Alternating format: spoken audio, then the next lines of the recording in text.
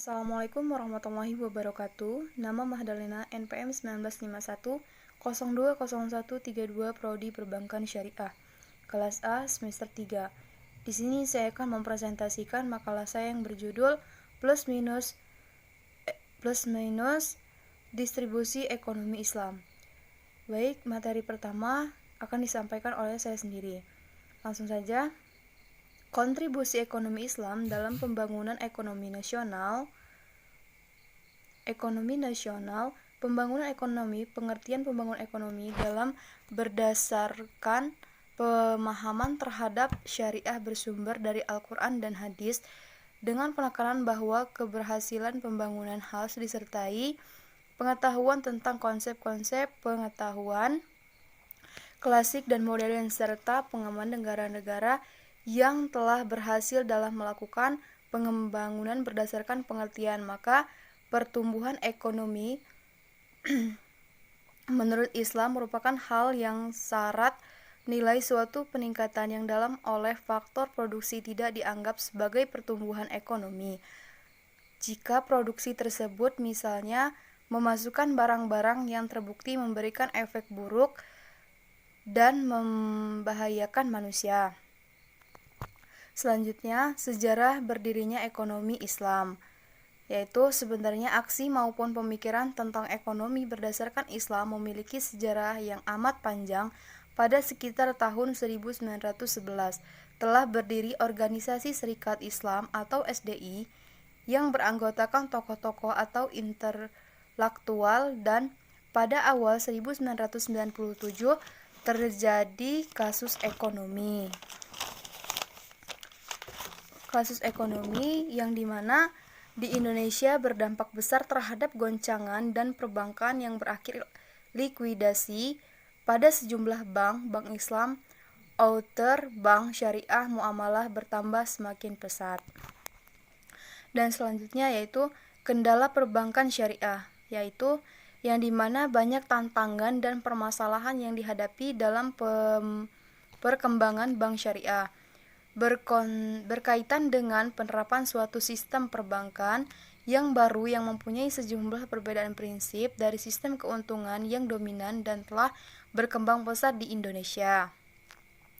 Dan yang terakhir yaitu pemodalan, yang dimana permasalahan pokok yang senantiasa dihadapi dalam pendirian atau suatu usaha adalah permodalan. Setiap ide maupun rencana untuk mendirikan bank syariah sering tidak dapat terwujud sehingga sebagai akibat tidak adanya modal yang cukup untuk pendirian bank syariah tersebut. Walaupun dari sisi niat maupun khairiyah, para pendiri kreatif sangat kuat. Kesulitan dalam pemedoman ini antara lain yang disebabkan karena, yaitu yang pertamanya, belum adanya keyakinan yang kuat. Dan pada pihak pemilik dana akan prospek masa depan keberhasilan bank syariah, sehingga ditakutkan dana yang ditempatkan akan hilang. Nah, di sini pula yang selanjutnya masih ada kaitannya perhitungan bisnis keduniawian para pemilik dana, sehingga ada rasa keberatan jika harus menempatkan sebagai dana pada bank syariah sebagai modal. Sekian dari yang baru yang mempunyai sejumlah perbedaan prinsip dari sistem keuntungan yang dominan dan telah berkembang pesat di Indonesia. Dan yang terakhir yaitu pemodalan, yang dimana permasalahan pokok yang senantiasa dihadapi dalam pendirian atau suatu usaha adalah permodalan. Setiap ide maupun rencana untuk mendirikan bank syariah sering tidak dapat terwujud sehingga sebagai akibat tidak adanya modal yang cukup untuk pendirian bank syariah tersebut. Walaupun dari sisi niat maupun khairiyah, para pendiri kreatif sangat kuat. Kesulitan dalam pemedoman ini antara lain yang disebabkan karena, yaitu yang pertamanya, belum adanya keyakinan yang kuat. Dan pada pada pihak pemilik dana akan prospek masa depan keberhasilan bank syariah, sehingga ditakutkan dana yang ditempatkan akan hilang. Nah, di sini pula yang selanjutnya masih ada kaitannya perhitungan bisnis keduniawian para pemilik dana, sehingga ada rasa keberatan jika harus menempatkan sebagai dana pada bank syariah sebagai modal. Sekian dari saya. Wassalamualaikum warahmatullahi wabarakatuh. Assalamualaikum warahmatullahi wabarakatuh. Nama saya Neni Kurniawati, nomor pokok mahasiswa 1951020155. Di sini saya akan menjelaskan tentang sistem peraturan perbankan syariah, sumber daya manusia, pemahaman umat, dan sosialisasi. Yang pertama itu peraturan perbankan syariah. Peraturan perbankan syariah di Indonesia belum sepenuhnya berlaku, mengingat sejumlah perbedaan dalam perbankan syariah dengan sistem perbankan konvensional. Di sini ketentuan-ketentuan perbankan syariah masih perlu disesuaikan agar memenuhi ketentuan syariah, agar bank syariah dapat beroperasi secara relatif dan efisien sesuai dengan ketentuan tersebut. Ketentuan tersebut antara lain yaitu instrumen yang diperlukan mengatasi likuidasi, instrumen moneter yang sesuai dengan prinsip syariah untuk keperluan pelaksanaan tugas bank sentral. Yang ketiga yaitu standar akuntansi, audit, dan pelaporan. Yang keempat yaitu ketentuan yang mengatur mengenai prinsip-prinsip kehati-hatian. Yang kelima itu ketentuan di atas sangat diperlukan agar dapat menjadi elemen dari sistem moneter yang dapat menjalankan fungsi secara baik dan mampu berkembang, bersaing dengan bank konvensional. Yaitu sumber daya manusia. Kendala di bidang SDM dalam perbankan syariah disebabkan karena sistem perbankan syariah masih belum lama dikenal di Indonesia. Di samping itu, lembaga akademik dan pelatihan ini masih terbatas, sehingga tenaga terdidik dalam pengalaman di bidang perbankan syariah baik dari sisi bank pelaksanaan maupun bank sentral. Pengembangan SDM di bidang perbankan syariah sangat diperlukan karena keberhasilan pengembangan bank syariah pada level mikro sangat ditentukan oleh kualitas manajemen dan tingkat pengetahuan serta keterampilan pengelola bank syariah. Yang ketiga yaitu pemahaman umat. Pemahaman sebagian besar masyarakat mengenai sistem prinsip syariah belum tepat. Bahkan di antara ulama dan cendekiawan Muslim sendiri masih belum ada kata sepakat yang mendukung keberadaan bank syariah tersebut. Terbukti dari protes terhadap 37 dosen Fakultas Syariah dalam acara orientasi perbankan syariah telah dilakukan oleh APSI Sindo wilayah Jawa Timur. Yang ketiga, pemahaman umat. Pemahaman sebagian besar masyarakat mengenai sistem perbankan syariah di Indonesia masih belum tepat. Terbukti bahkan di antara ulama dan para cendekia Muslim sendiri masih belum ada kata sepakat mendukung keberadaan bank syariah. Dikarenakan belum adanya ketegasan pendapat terhadap keberadaan bank syariah tersebut. Penyebabnya antara lain yaitu pertama, kurangnya komprehensi informasi yang tepat. Kedua, belum berkembang luasnya lembaga keuangan syariah. Dan yang ketiga, belum dipahaminya operasional bank syariah. Keempat, adanya kemalasan intelektual yang cenderung paradigmatis. Kemudian, sosialisasi yang dilakukan untuk masyarakat yaitu dengan memberikan informasi kepada masyarakat luas mengenai perbankan syariah. Sosialisasi ini bukan hanya tanggung jawab oleh bankir, tetapi juga tanggung jawab umat Islam secara meluas, baik secara individu. Assalamualaikum warahmatullahi wabarakatuh. Nama saya Rifka Dwi Lismawati, NPM 1951020189, kelas A Perbankan Syariah. Di sini saya akan menjelaskan apa itu jaringan kantor. Pengembangan jaringan kantor bank syariah diperlukan jaringan pelayanan kepada masyarakat. Kurangnya jumlah bank syariah yang ada juga menghambat perkembangan kerjasama antar bank syariah. Jumlah jaringan kantor bank yang luas juga akan meningkatkan efisiensi usaha serta kompetensi ke arah peningkatan kualitas pelayanan dan mendorong inovasi produk dan juga jasa syariah. Pengembangan jaringan syariah dapat dilakukan dengan cara yang pertama, meningkatkan kualitas bank umum syariah.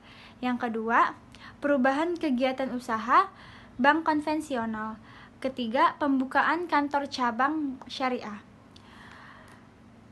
Pembukaan kantor cabang syariah memiliki 3 cara. Yang pertama, pembukaan kantor cabang dengan mendirikan kantor, pelengkapan dan SDM yang baru. Yang kedua, mengubah kantor cabang. Yang ketiga, meningkatkan status kantor cabang. Lalu selanjutnya saya akan menjelaskan tentang pelayanan. Pelayanan yaitu kualitas peningkat pertama kepada masyarakat memilih bergabung dengan suatu bank. Semua bank konvensional berlomba-lomba untuk senantiasa memperhatikan dan meningkatkan pelayanan kepada nasabah. Bank syariah juga memberikan jasa tentunya unsur pelayanan yang baik dan islami. Mungkin itu saja yang dapat saya sampaikan. Wassalamualaikum warahmatullahi wabarakatuh. Assalamualaikum warahmatullahi wabarakatuh. Saya Cynthia Febrina akan menjelaskan materi peran ekonomi Islam di perekonomian Indonesia. Di dunia, sistem perekonomian yang ada dapat dibagi atas sistem ekonomi kapitalisme yang berorientasi pada kebebasan dan penumpukan modal, sosialisme yang fokus pada pemerataan dan kesejahteraan bersama, dan di Indonesia merupakan negara yang termasuk menganut sistem ekonomi campuran, di mana sistem ekonomi yang memadukan sistem ekonomi kapitalisme dan sosialisme. Maksudnya, rakyat diberi kebebasan dalam melakukan kegiatan ekonomi, namun tetap ada pemerintah yang mengatur kegiatan tersebut atau pemerintah ikut berperan dalam kegiatan perekonomian. Sistem ekonomi Islam merupakan sistem ekonomi Indonesia yang pada dasarnya bersumber pada ajaran syariat Islam yaitu Al-Quran dan As-Sunnah. Sistem ekonomi tidak hanya diperbankan, namun mencakup semua sistem keuangan. Peran sistem ekonomi Islam yang dapat dijadikan potensi agar Indonesia dapat menjadi negara yang lebih baik dalam perekonomian, yaitu dari instrumen zakat, infak, sedekah yang dapat mensejahterakan rakyat Indonesia. Penerapan konsep jujur, adil, dan bertanggung jawab merupakan syarat yang harus dipenuhi dalam kegiatan ekonomi, dan juga pelarangan riba dengan menjadikan sistem bagi hasil dengan instrumen mudharabah dan musyarakah. Peran ekonomi Islam dalam perekonomian di Indonesia merupakan pengaruh yang cukup besar. Ekonomi Islam perlu diterapkan dan ditingkatkan eksistensinya karena manfaatnya yang luar biasa dalam mengatasi perekonomian di Indonesia. Implementasi eksistensi ekonomi Islam di Indonesia salah satunya tercermin dari semakin banyaknya lembaga keuangan, bank dan non-bank. Semua elemen dalam sistem ekonomi Islam ini tetap membutuhkan pengawalan pelaksanaannya. Hal ini bertujuan untuk menghindari melencengnya prinsip-prinsip Islam dalam kegiatan operasionalnya. Yang selanjutnya yaitu kelebihan dan kekurangan. Yang pertama, kelebihan. Kelebihan yang pertama, adanya kebebasan bagi setiap individu untuk membuat keputusan. Dalam Islam, kebebasan manusia didasarkan atas nilai tauhid. Nilai tauhid inilah yang membuat manusia memiliki keberanian dan kepercayaan diri. Dalam sistem ekonomi syariah, masyarakat mensyaratkan setiap individu memiliki kebebasan dalam mengutarakan pikirannya. Kebebasan ini akan mampu mengoptimalkan kemampuan manusia dalam bertahan hidup. Yang kedua, adanya pengakuan terhadap hak kepemilikan individu terhadap harta dan hak untuk memiliki harta. Dalam sistem ekonomi, pengakuan terhadap hak kepemilikan dan untuk memiliki harta sangat diakui. Namun, tentunya kepemilikan dan cara memilikinya harus sesuai dengan cara-cara Islam. Yang ketiga yaitu adanya ketidaksamaan ekonomi dalam batas yang wajar. Dalam Islam, memang diakui adanya perbedaan pada setiap perorangan. Akan tetapi, pada kenyataannya, ketidaksamaan tersebut bukan didasari karena ketetapan Allah seperti juga bentuk-bentuk yayasan, melainkan karena ulah manusia sendiri yang memandang bahwa seseorang yang memiliki jabatan dan harta memiliki derajat yang lebih tinggi dibandingkan orang lain. Yang keempat yaitu adanya jaminan sosial dan hak untuk hidup bagi setiap individu dalam sebuah negara. Setiap individu memiliki hak untuk dapat hidup dan mempertahankan hidupnya dalam sebuah negara. Setiap warga negara juga dijamin hak sosialnya untuk mendapatkan kebutuhannya. Dalam sistem ekonomi syariah, negara memiliki tanggung jawab untuk mengalokasikan sumber daya alam guna mengangkat kesejahteraan rakyatnya secara umum. Yang kelima yaitu adanya distribusi kekayaan Islam. Dalam Islam tidak dianjurkan untuk menumpuk kekayaan pada sekelompok masyarakat kecil. Islam menganjurkan untuk mendistribusikan kekayaan kepada semua lapisan masyarakat. Sumber daya alam harus digunakan untuk kemaslahatan umat. Upaya ini bukan menjadi hal yang dipermasalahkan jika tidak ada usaha untuk mengoptimalkan melalui jalan ekonomi syariah. Yang selanjutnya yaitu kekurangan. Yang pertama, lambatnya perkembangan literatur ekonomi Islam. Literatur Islam yang berasal dari teks-teks Arab tidak mengalami perkembangan yang signifikan dalam beberapa tahun belakangan ini. Selain itu, kemunculan berbagai literatur ekonomi konvensional menyebabkan pandangan masyarakat yang tidak berubah, di mana mereka memandang bahwa penyelesaian masalah ekonomi adalah dengan jalan penggunaan sistem ekonomi konvensional. Yang kedua yaitu lebih dikenalnya praktik ekonomi konvensional. Praktik ekonomi konvensional juga telah jauh dikenal lebih dahulu ketimbang ekonomi syariah. Ekonomi konvensional telah menyentuh setiap aspek kehidupan, dimulai dari produksi, distribusi, hingga konsumsi. Sedangkan sistem ekonomi syariah merupakan sistem ekonomi baru.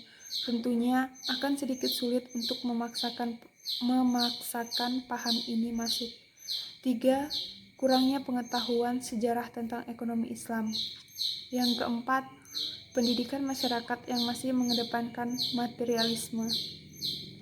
Banyaknya pengangguran yang terjadi bukanlah sekedar didasari oleh kemalasan individunya, namun saat ini fenomena pengangguran lebih disebabkan karena pemahaman masyarakat mengenai makna dan jenis pendapatan atau penghasilan yang belum tepat.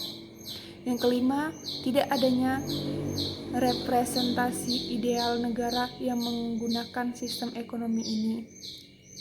Yang keenam, beberapa negara seperti negara Islam Timur Tengah yang menggunakan Islam sebagai pedoman pemerintahannya ternyata belum mampu dalam menjalankan sistem ekonomi syariah secara profesional. Hal inilah yang kemudian menyebabkan tingkat kesejahteraan di negara tersebut